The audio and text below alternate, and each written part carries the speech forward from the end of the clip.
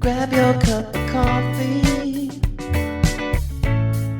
Sit down for a story. Let's all go exploring. Making it after 40.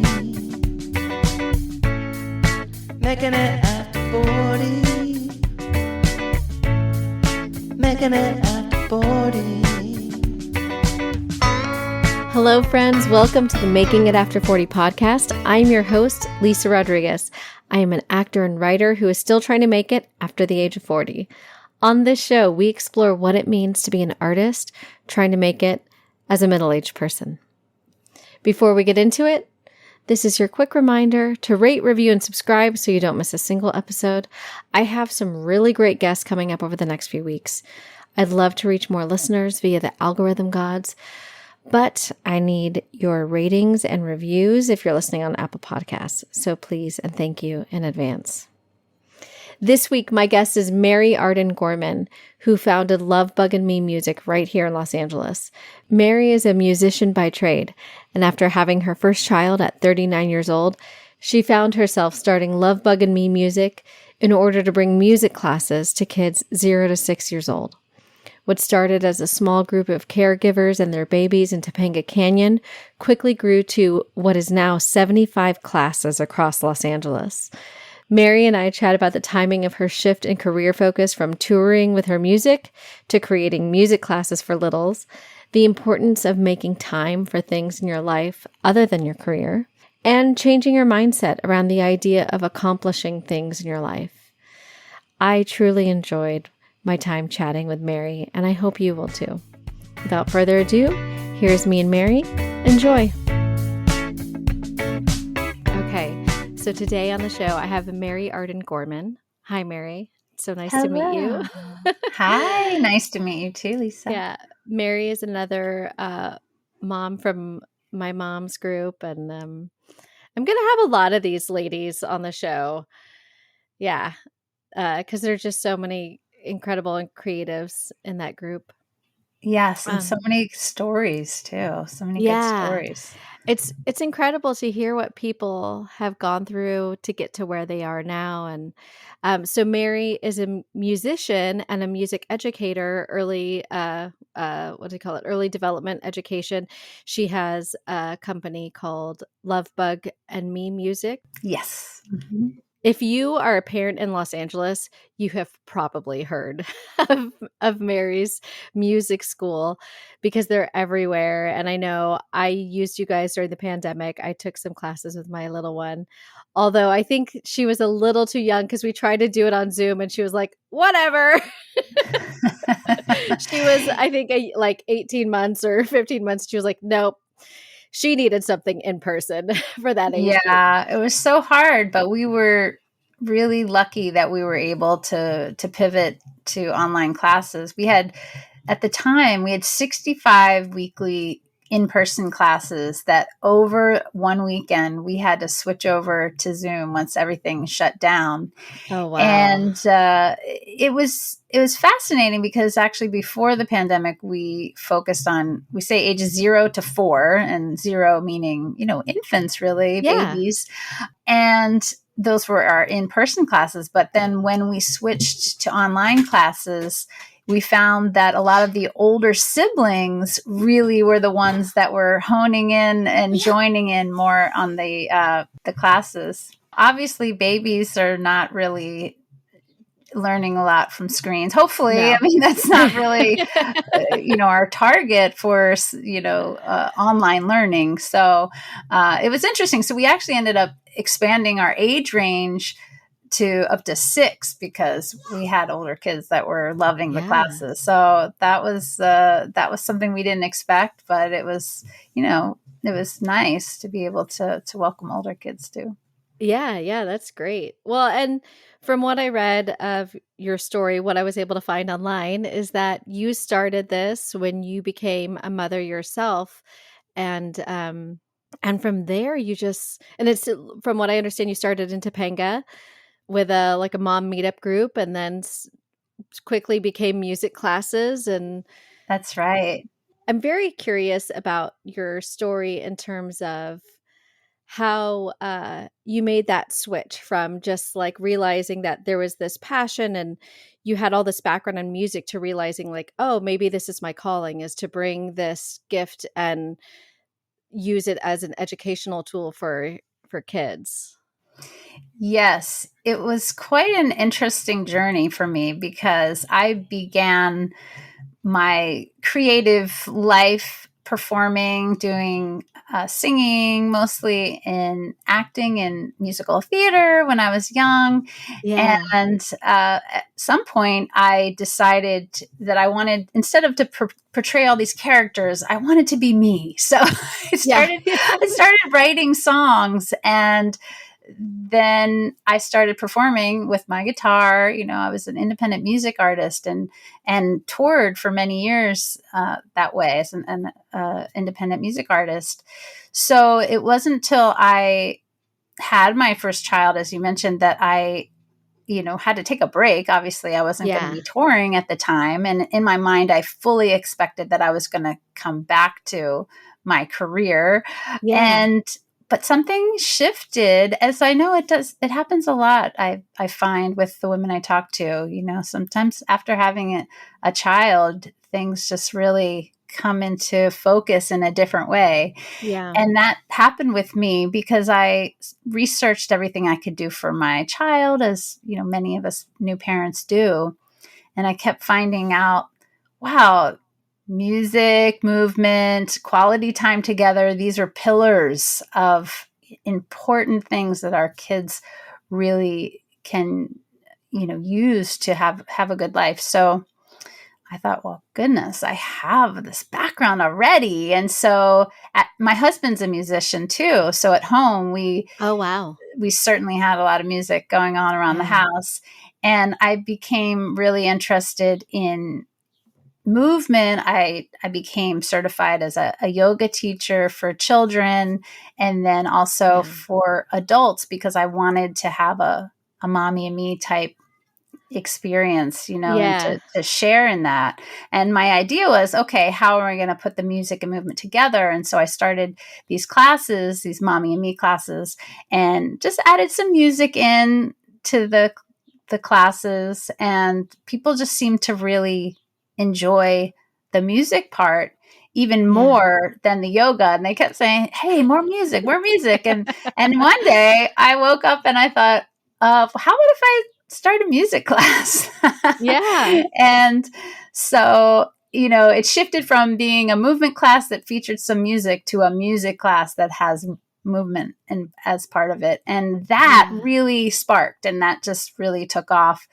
And people seem to really gravitate towards it. I love the community aspect of it. Obviously, new parents, most of the time moms, we find ourselves being isolated. Of Mm-hmm. course, you know, you're at home, you're with your child, you're you need some Oh, other yeah. people, like-minded people. And so it was really nice in Topanga. It was such a sweet community. And that's really where it all started. I gave birth to my first child there and to my business there. That's And so cute. Yeah. so, yeah, it just kind of grew from there.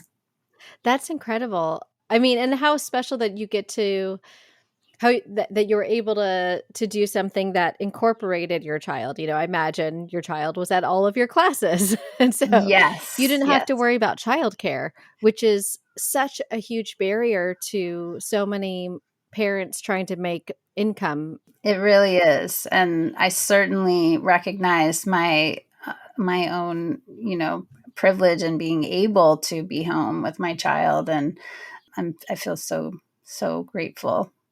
Now, you said that your husband is also a musician. Did he ever help you like with the curriculum or join in on the classes?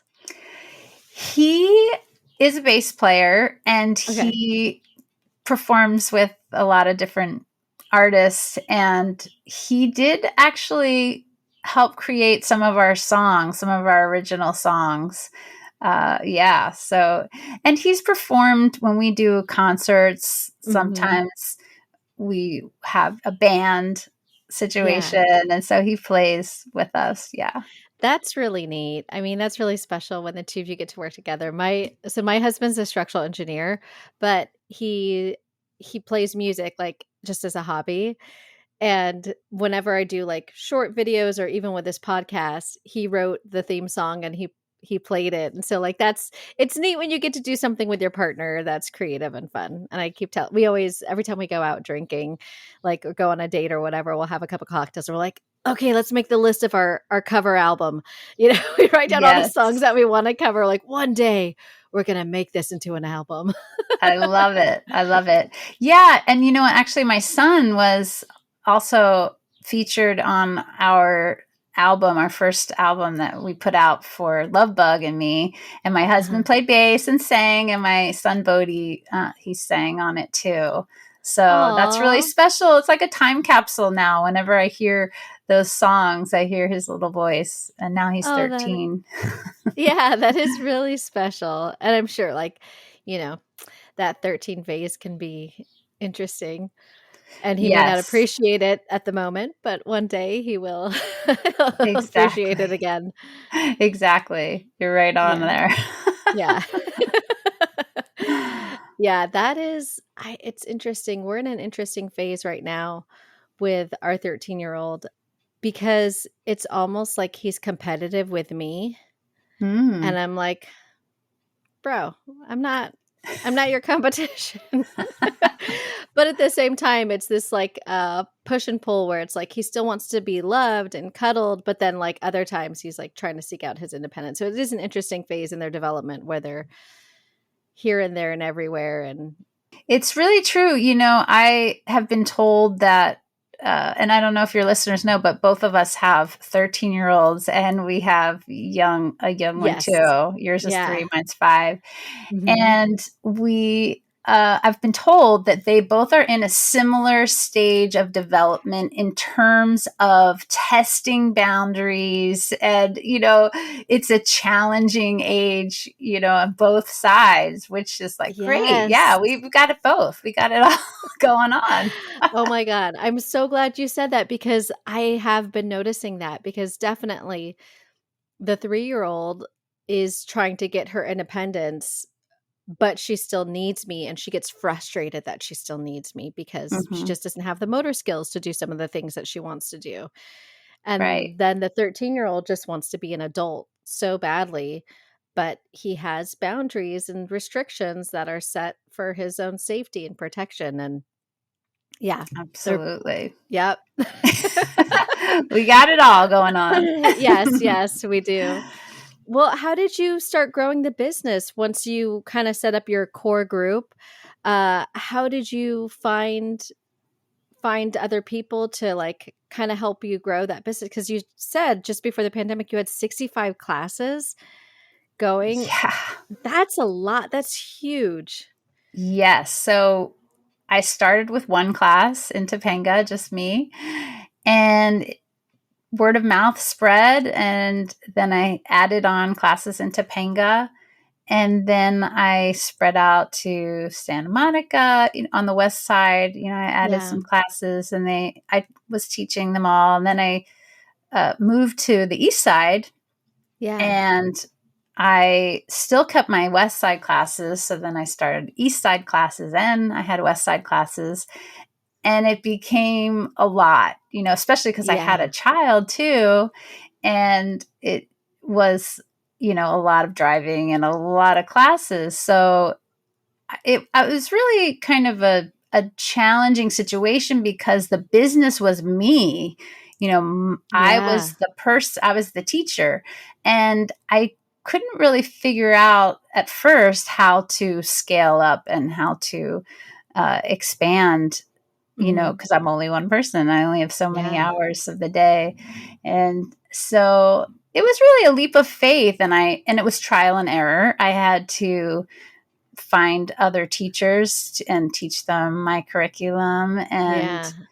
it's, some of them worked out, some of them didn't, and certainly a learning experience. I Yeah. had been, working on the business and creative side with my own career previously when I did grown-up music, in air quotes, grown-up music. Yeah. And so I was experienced in the business side of things. Yeah. And it was all self-taught, self-learned, but those skills definitely came in handy as I was starting this business and growing the business. And so, I started hiring teachers and administrative help, and just kind of expanded from there. And now we have 12 teachers and we have 6 administrative staff. So, oh, wow. Yes. And we have 75 weekly classes. And most of those are music, but we also added some messy sensory art classes, which are really fun too. So that's kind of a new segment of the company. That does sound fun. Now, do you usually try to find people who have it like a degree in music or early education or both? Like, how do you find your people? That's such a great question. Yeah, we get them from various corners of the globe, really. We have people who are experienced in many of those areas, and actually it's really hard. We call our teachers magical music educators because they really have to have a certain magical charisma to them, and so that's just one thing that we need. And obviously they need to be a good musician with a good singing voice and have some knowledge of music theory, but also be able to really engage a class and the children and the parents too. So there are a lot of things, that a lot of boxes that need to be checked in order to find a really good teacher. And even though LA has so many performers, it's really only a small percentage of them that would work, as a magical music educator for us. Yeah. That's a very specific box that you have to fill. And there's definitely a certain skill set. I'm thinking about like Story Pirates, they have like the performers for their shows like have to have that kind of charisma too. Or even when Second City Hollywood was open, there was the really awesome improv show. And the performers who did that, like there's just a certain sense of play that you have to have. And of course, with this, it's also education and like you said, all the other things that come along with being able to teach music. That's like more than just like getting up on stage and playing a song.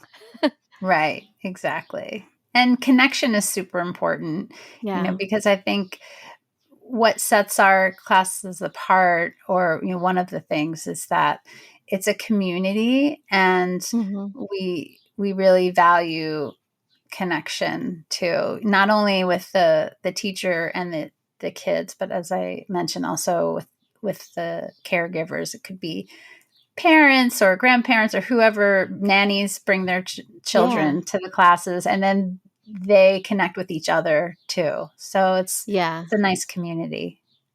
Well, and you hit on that. And when we first started the conversation, how important that community is, because becoming a new parent, or even like I imagine for the caregivers, it can be very isolating, especially if you're spending the whole day with this little creature who's wonderful and special, but can't engage with you the way that might be stimulating. And so it takes so much work to be that stimulation all day long. And then to have a class where you can go and have someone kind of take the lead on that, and you get to connect with other people and relate to them. That's really special and super important. Yes.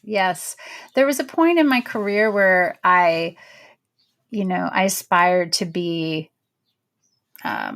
super successful in my music, and I was a singer-songwriter, and wanted to, shoot to the top and go to LA and, be a star. And there was always something that kind of felt off about that to me, even though it was something that sounded like it should be a goal that I should have, but it felt a little hollow.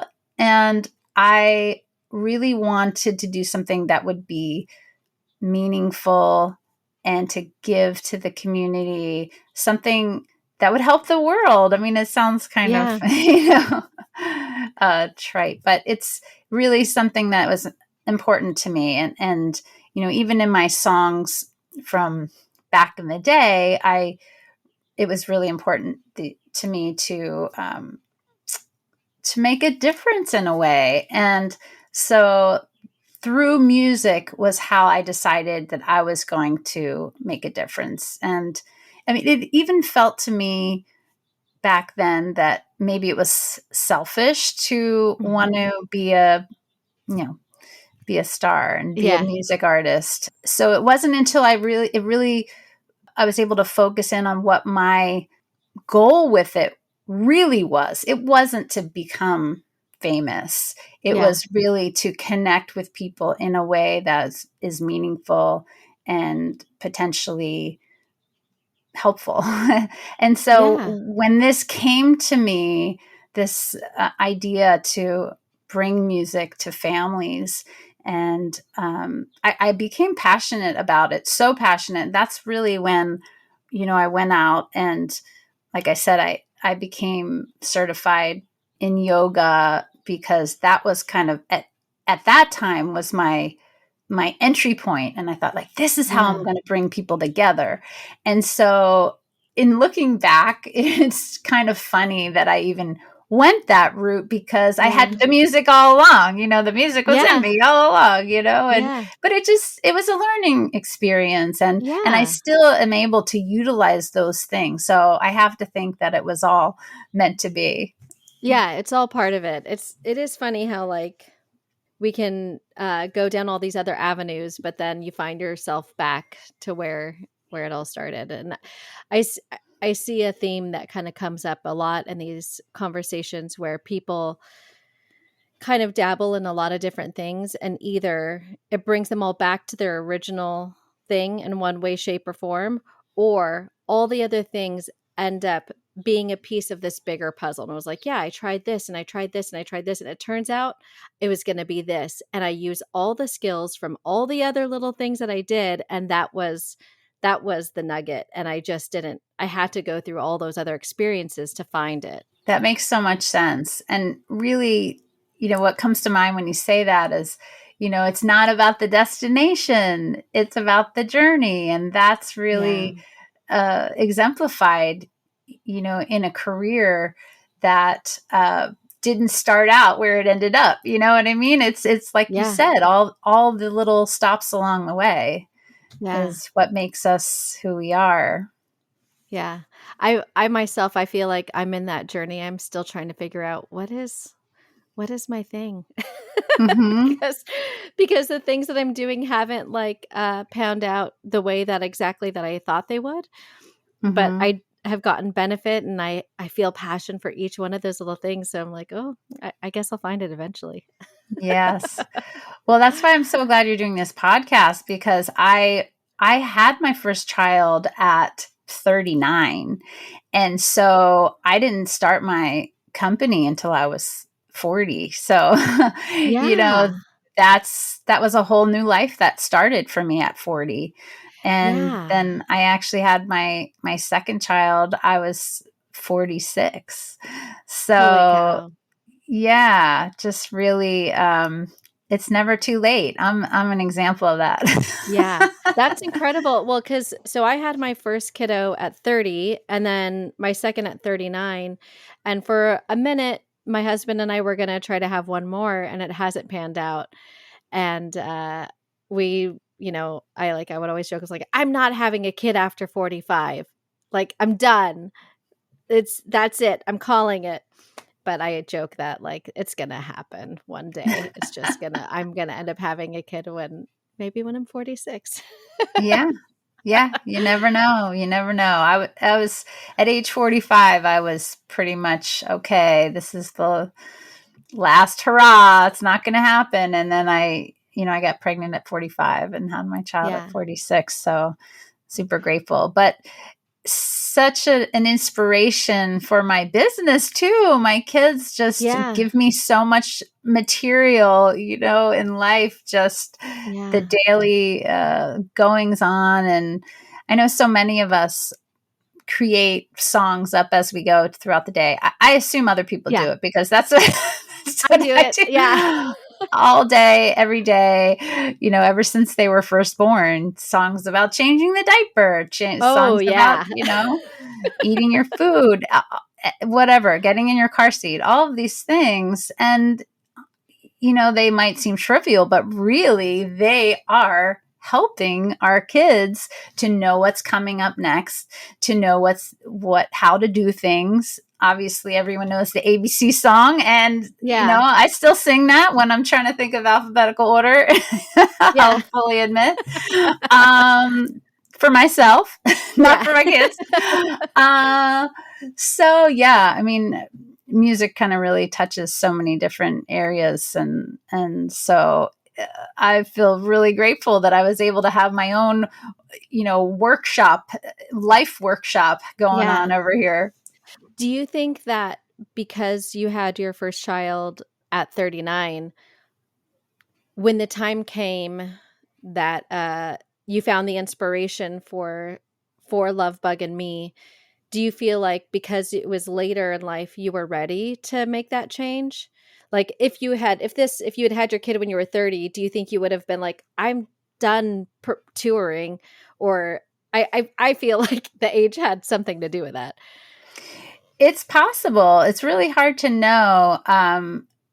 But I have to think now in looking back that at age 30, I hadn't experienced everything that I set out to, you know, at that age in terms of the music and my career at the time. You know, I was touring, and it didn't feel complete, and really it did end up feeling complete once I started this new venture. It really shifted me in a way I didn't expect, to believing that this really is my calling, you know. And I do want to say, you know, going back to what you said about maybe not knowing, to anyone who doesn't know what their calling is,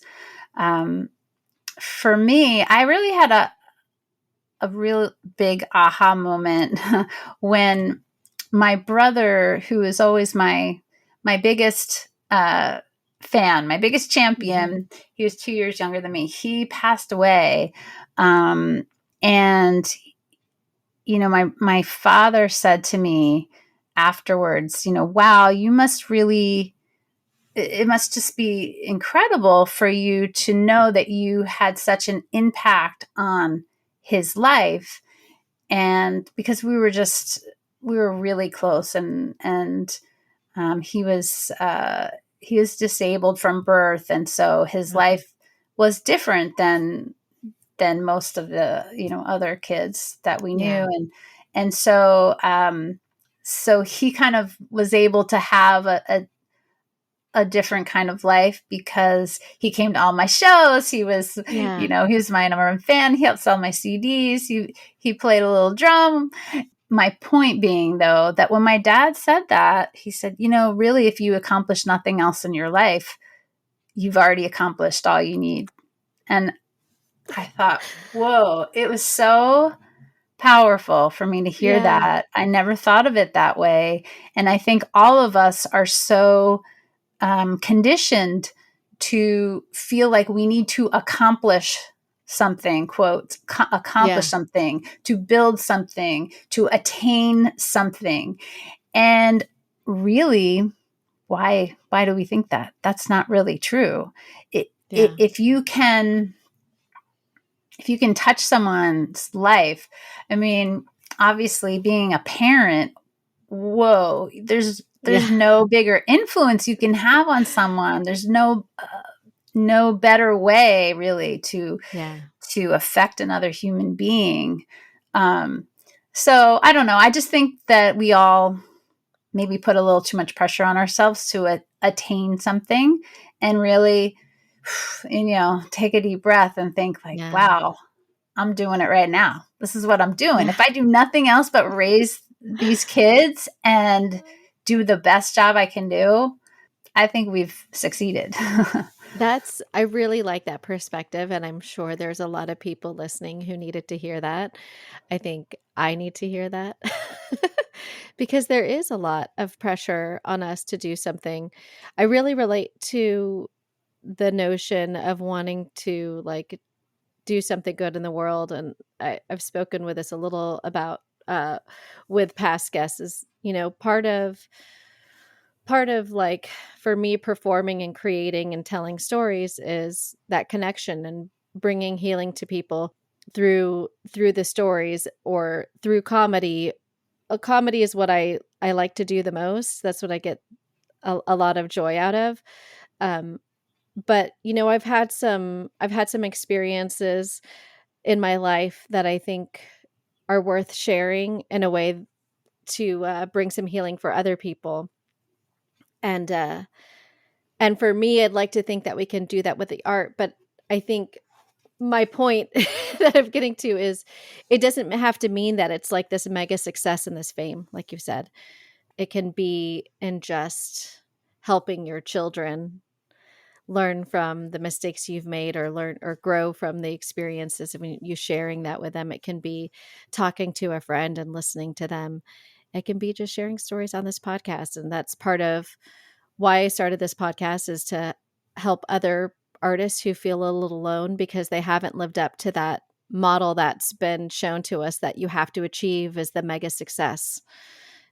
We can all have our own success in different ways, and you can still have an impact on the world and those people around you, and you're still doing good, even if you're not getting paid $10 million a movie to do it. Right. Exactly. Yeah. But, of course there is life that goes on, and you have to pay the bills and all of that too. Yeah. So, it's a tricky situation, but, I try to, I feel that now that I'm older, and I can say that because I'm in my 50s now, I can really, I try to sit back and look at, like, be here now, Ram Dass, famous book, be here now. But in a way that I take a snapshot of my life as it is right now, maybe just something, maybe it could be, having a laugh with my child, something. And I just try to really burn it into my memory and be like, this is it. This is the sweet spot. This is the special sauce right here. Because we're always such on a mission to get to the next thing, and I got to get this done. So one thing that occurred to me recently was that I work really hard and long hours, and I kind of feel like I'm working really hard so that I could get it finished, so that I could spend time with my family. That's kind of what I feel like I'm doing. But what's happening is there's never an end to the work. The work it's just constant for all of us, I know. Yes. And so it occurred to me, all right, while I'm trying to get all this done so that I can theoretically spend time with my family, quality time with my family, time is just ticking by. It's just going by. And I'm thinking, well, wait, if my goal is to spend time with my family, I need to stop my work and spend time with my family. Right now. It's like when your child comes up to you and they want your attention, and you're like, let me just finish this stuff first. And, obviously sometimes things just have a deadline. You got to get it done. Yeah. But just in the daily scope of it, or you're scrolling through your phone or whatever it is, I'm trying as a practice myself to, when my child comes up to me, stop what I'm doing if I can. And really, even if I don't even feel like it at the moment, I turn to them, look them in the eye, and just open myself, because that's what's important, really. Yeah. I so relate to this. This is an ongoing struggle for me because I'm working full time, as a property manager during the week with a 9 to 5 schedule, and then on the evenings I want to do the podcast stuff, or I'm working on a script, or I have an audition that I want to prep. And so a lot of times I do a lot of podcast stuff on Friday nights or the weekends. And I find myself with exactly that kind of conflict. Like, okay, if I can just do this half-hour thing, then I'll go play with my kid. But she's coming up to me and she wants me to engage with her. Then it was, yeah, it really is such a balance. And I'm trying to personally do better with that because also of the reason that my husband and I have decided that we're not going to have any more children. I'm realizing like, this is it. I need to make sure that I'm enjoying these moments because they're not going to be here forever. And I've been through it because I have a 13-year-old and I know how quickly that time goes. So don't let this time slip away with this one. And the truth is, I think when you kind of compartmentalize those times where you say like, okay, I'm going to put the work away and I'm going to give my kid this hour or 2 hours or whatever it is, you have more fun and you're more engaged. Just before we came on here, she decided she wanted to have a snowball fight. We have these like, they're the coolest thing. They're like these little snowballs that are like made of like a squishy foam type of thing, but they have I've a little seen bit of them. weight to them, so you can throw them, but they don't hurt although when my husband hit me in the face today, it hurt. So we had a snowball fight, and I would like the thoughts go through my head like, I don't want to clean this up. It's going to be such a mess. Yes. The dog is going to try to eat all the balls. But instead I just let all that go. Mm-hmm. And we had a full on snowball fight, the three of us, because listeners, my son has COVID, so he's isolated. So it's just the three of us playing. And we had the best time. And I think in doing that, it freed me up to not feel guilty about coming in here now and not engaging with her and like knowing like, okay, husband has it. I can just focus here. Exactly. Yeah. Yeah. It's about making memories is what I'm finding. It's like creating memories. And yeah, I mean, time's so precious. And it frees up your creative mind too. I think when you give yourself that break, to do other things. Right. And actually it's such a gift to have young kids because I think as adults we don't play. We don't have fun, in the way that, like you said, it releases the stress and it lightens you. And so it's such a gift to have to play. And kids need it, and grown-ups need it. So do it together. Yeah. So let me ask you, with making the music your business, how has that affected your creative life or your creative mind? Do you find that because the music is kind of like the work now, does that make it more challenging, or I don't know, maybe you compartmentalize like what is my fun music and what is my work music? I don't know. I'm just curious about how that works for you. Well, for me, it's more of a division between the business side and the creative side. So really all the music for me is fun and creative. Yeah.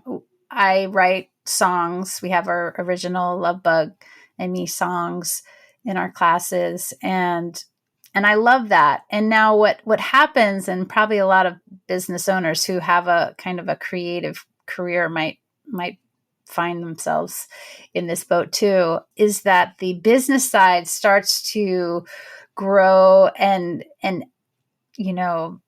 get in the way of the creative. And that happened to me when I was a solo artist too, independent music artist. I would start to spend more and more time on the business side of things. And then my writing, it started shrinking down the time I could spend on that. But that was really the important part, Yeah. So because without the writing, there's nothing to sell or to promote. Right. Exactly. But then without the business side, you're just, doing it for the fun and the love of it, so it's just a different thing. So what I find myself, I still struggle with that dilemma, which is, the business side and the creative. And I just have to muscle my way into pushing back that business side so I can make time. It's really about creating time, and because as we already discussed, the work will just overrun your life. There's always work to be done, even if it's just the dishes, but it's like they just keep on coming, just like the laundry just keeps on coming. So delegating, that's important. That's also something I'm trying to learn to do, even in my household. It's good for kids to learn how to help around the house, and I think for so long I felt like, oh, I have to do it all. I have to, make the meals and do all of this. And it's like, well, okay, let's turn this model around and have, teach your kids, because this is what they need to learn for life, and so I struggle with it too. Sometimes it's just easier to just do something yourself than to, teach your kid. But wow, what a gift to them. And then in turn to you, once they really know how to do it. And, someday maybe, we'll check back in when my kids are helping with the dishes and the laundry. That's still not happening, but that's my goal. That's my goal. Yeah. I feel that so much. My mom kind of was the type of mom who just did everything. She did everything. And it was so not fair to her. Our room would be a mess. Like, we'd have to clear a path through the toys, because I shared a room with my two younger brothers. So it was three of us, and we'd have to clear a path through the toys to get to the beds, type of thing. It was awful. And she would just do it all. And she would have us do chores sometimes, but she did all our laundry. She did all the dishes and this and that. And as an adult, I realized, like, what a disservice. And she and I have talked about this. She listens to the podcast too.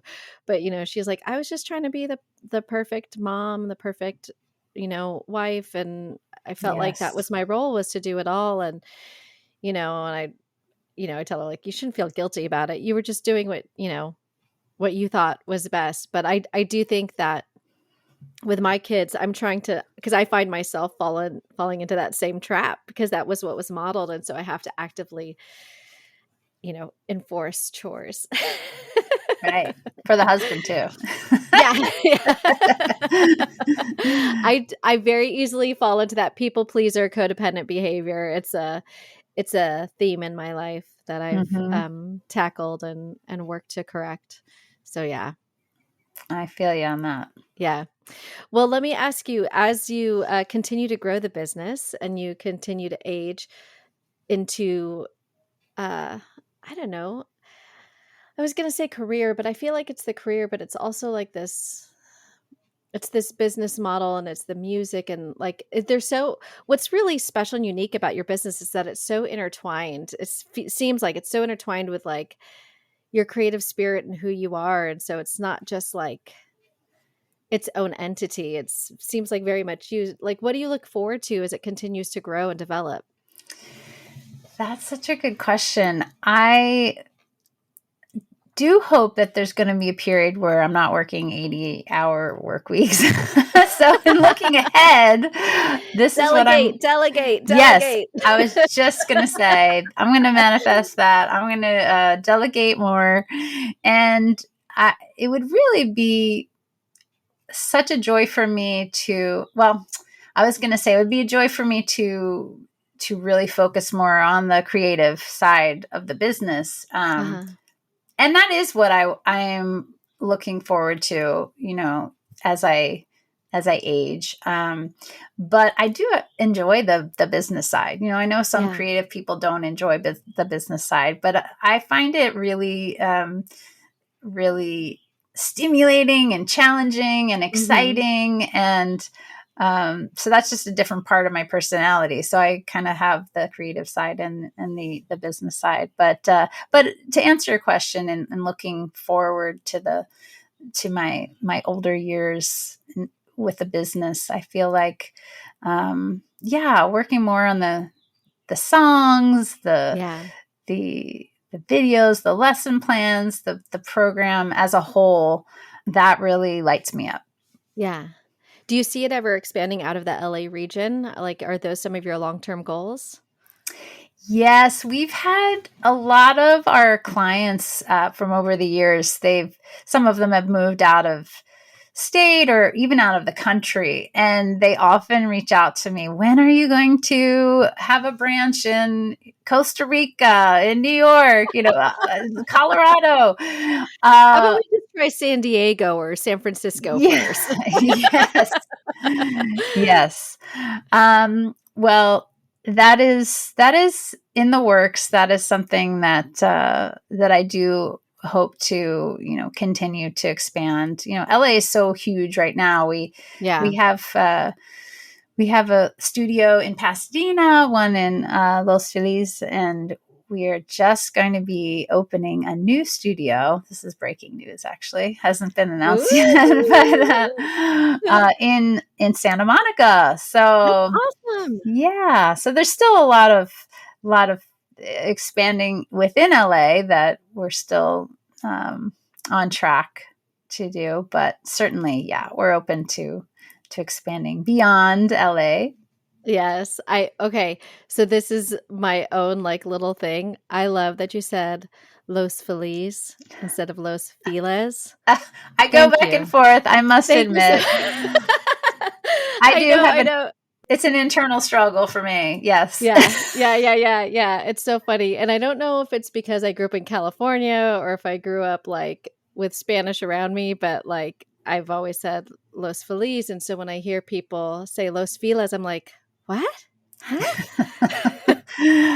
Well, so what I hear is, and you've probably heard the story that there was someone with the last name of Feliz, and they pronounced it Feliz, which is why people say that. But I and I'm guilty of it sometimes too, just because that's what so many people say. But why not call it the happy? That just makes it sound much better. That's so funny. Feliz. Well, that's good to know, because here I am judging all the Midwesterners who move to LA and say Los Feliz.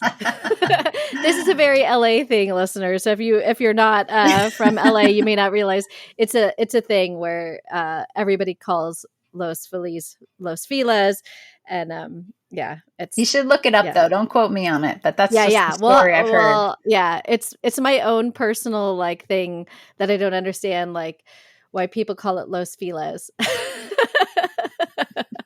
Okay, I totally sidetracked us. That's really exciting about the studio in Santa Monica. That's going to be great. I mean, you taught classes on the West Side before, so now having a permanent home, I think, will open up a lot more doors for you. That's great. Congratulations. Yeah, thank you. Yeah. So I always ask my listeners, I always ask my guests, what advice would you have for anyone who's maybe coming up in their career, whether they're a younger person or maybe they're a middle-aged person and they're deciding to just now go for it in their middle-agedhood? Well, I don't know. Yes. Middle-agedom. Yes. That'll be your next podcast.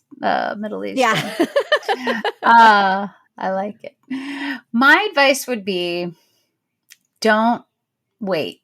Don't wait for someone to come to you and rescue you. Don't wait for someone to bring you something on a platter or to, give you that connection or whatever it is you need.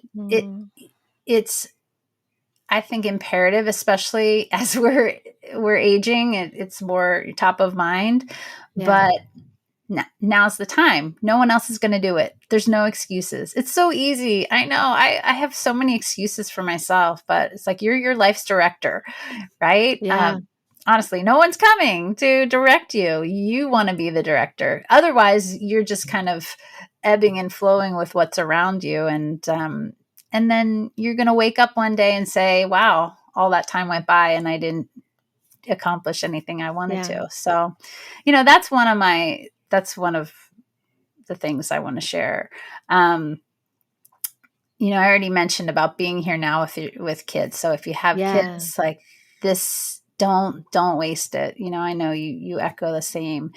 It's just like everyone has a finite amount of time, and the older we get, the more in focus that is for us. And so I think that's worth repeating. I think that can apply to even people who don't have kids. Be here now. Like, I think even if you don't have kids and you can get caught up in, I don't know, the social media, or caught up in like things that aren't like going to be that important in the long run, Right. the be here now, enjoy the people that you're with in that moment, because they might say something that really lights a fire in you. Right. And, our parents or our families, it's like, your siblings. Yeah. Don't put it off. I had kind of a magical out of body experience when I, on my 50th birthday, I went to get a massage. I was, treating myself, or actually maybe my husband paid for it for me. But, so I went in, and the whole time I was getting massage, I was having this flashback of the first 50 years of my life. It was so weird. It was not something I asked for or invited in. And what was happening was just these little, vignettes that have happened throughout my life were just coming to me. And what it really comes down to is the people. It was the people in my life were kind of making appearances, people I haven't thought of in, many years. And it kind of felt like, how people say, like, when they're, your life flashes before your eyes, before you die or whatever. And I was like, oh my God, I hope I'm not going to die today on my 50th birthday. But my life was really flashing before my eyes. And I felt like it was such a gift, because it was really me telling myself, like, wow, you have had so many amazing experiences and connections and relationships throughout your life. And, don't discount that, and remember, it's the people, it's really the people. That's what's important. I love that. Thank you. Yeah. Yeah. I don't know where it came from, but I wasn't on drugs or anything. So it was just like a natural thing. You didn't have a 50th birthday edible or anything. Not that I was aware of. Maybe someone slipped it in there, but no, it was really incredible. Yeah. And one other thing I want to say is, this is something I just started recently, which is like a 5-minute rule. For me this year, people always have New Year resolutions and things, and then they break them. I started out this year, I said every morning I'm going to wake up early, and I'm going to spend 5 minutes doing yoga and 5 minutes reading like a book that's, good for me, or something, something. I'm not going to dive into work and get right on my phone or look at social media. I'm going to do these things 5 minutes each. And I started doing this, and it's amazing. I'm starting a habit for myself. And if I were to say to myself, okay, we're going to start out at, every day you're going to work out for 45 minutes, and then you're going to, then start your day. I'd be like, after 2 days, I'd be like, okay, I got to do something else. But the 5 minutes, it really is doable. And then you can increase it, of course, after that. But it's starting, it's working for me. So that's a really easy step to starting a habit that could be really beneficial for you. Just 5 minutes. Everybody has 5 minutes. Yeah, that's great. Well, let me ask you the last question I always ask everyone is, what does making it mean to you now versus when you were younger? So what does success look like to you? Yes. Well, as I mentioned earlier, success in my early days was really about, becoming the top of my career in terms of singing, songwriting, and all of that. And top of the charts. Top of the charts. Yeah, baby. But Now it's different. I feel like if I can pay my bills and, you know, do something that I love and that also helps others at the same time, and I have my family with me, like those are the things that I mean, I just couldn't ask for anything else. There is certainly like a level of comfort that is needed. I think, they talk about, well, money can't buy you happiness, but up to a certain level of money actually does. It gives you like a relief, because how can you possibly be, have a really fulfilling, successful life when you're just constantly worrying about, how you're going to pay your bills. So I think there's something to be said for that. Like that for me, I don't need to have millions of dollars, but if I can just, keep myself, I'm not worried about my bills. I know they're being paid. I know that I have my family, I have my health, and I have a career that I love. And I feel like I feel super successful. Yeah. That's awesome. I love that. I agree. I think that's so much of success is just like, having your family, having the money to pay your bills. Yeah. I call all of that a win. Absolutely. I started becoming really interested in documentaries, especially ones of music artists. And every single one of them has some sort of like heartache and hardship. And, you're on tour all the time and you're not able to really have a family life. And I really believe, like, I like my life here with my little family, so much more.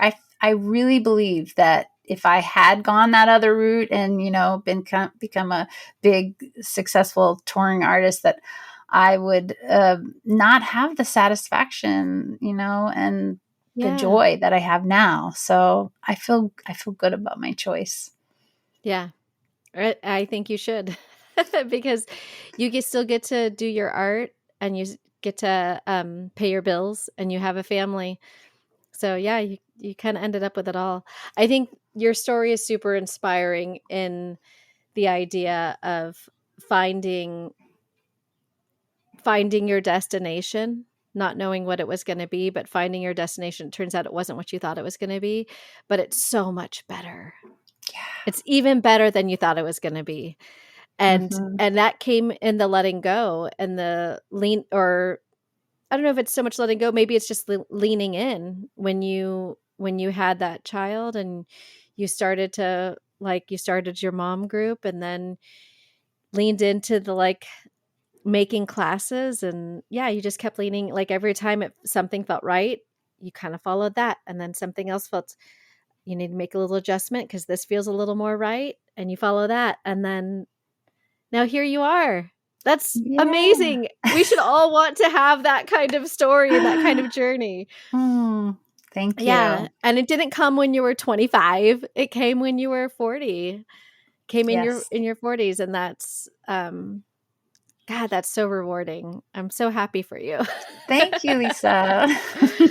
Yeah. These are the kind of stories that I really I live for this podcast, is like hearing these kind of stories, because I know for me, I'm like, okay, I still have time. My thing is coming. And this might be my thing. I don't know. The podcast is my thing. It's not making me any money at the moment, but it's a passion of mine, and I'm just going to keep following it until it doesn't make sense anymore. Yeah, no, I love it. I think there's such a value and so many people don't really start their lives until they're over 40, right? Yeah. So many people. I think that's been the most incredible thing that I've learned after turning 40, is that most people don't really know what they're doing until they get into their 40s. It takes that long for all of us to figure it out. Absolutely. And that's okay. Let's make this the norm. Let's help people to understand this is normal. Yeah, I think it's such a gift you're giving to people. Yeah. Thank you. Thank you. Well, I guess I guess we'll just wrap it up there. This has been awesome. Thank you again. It's been so nice meeting you and talking to you. And where can people find classes and follow you? What are your links and your plugs? Sure. We have a website, lovebugandme.com, and people can follow us on Instagram at lovebugandmemusic.